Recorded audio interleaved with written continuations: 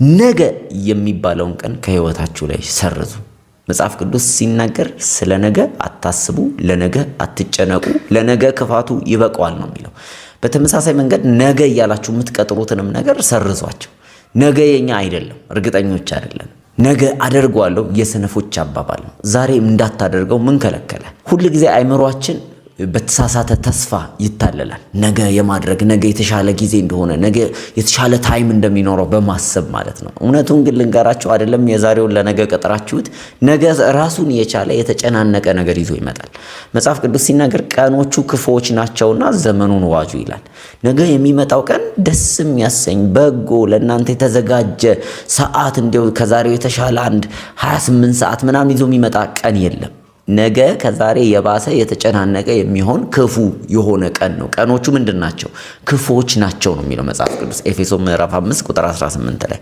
ስለዚህ ነገ ስትቀጥር ክፉ የሆነ ቀን ላይ ቀጠሮ እየቀጠርክ ነው እና ይህንን ቅዠት ከአንጎላችሁ ከአእምሯችሁ አስወግዱለት። መጽሐፍ ቅዱስ በምሳሌ ምዕራፍ 27 ቁጥር 1 ላይ እንደዚህ የሚል ቃል አለ።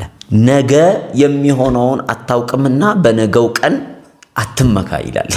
በፍጹም በህይወት ላይ አንድ ለውጥ ከፈለክ ነገ ይመጣል ብለህ ከመጠበቅ ይልቅ ዛሬውኑ ተነስተህ ለውጥን ለማከናወን እጅህን መዘርጋት አለብህ።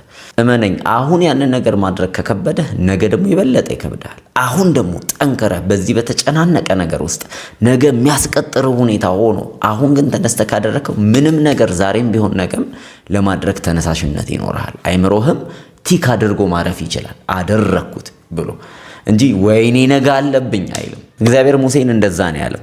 በፊት ለፊታቸው ባህር ተዘርግቷል፣ ከኋላቸው የግብፅ ሰራዊት እየገሰገሰ ነው። በቃ ነገ እረዳሃለሁ፣ ዛሬን አሳድርሃለሁ ምናምን አለ።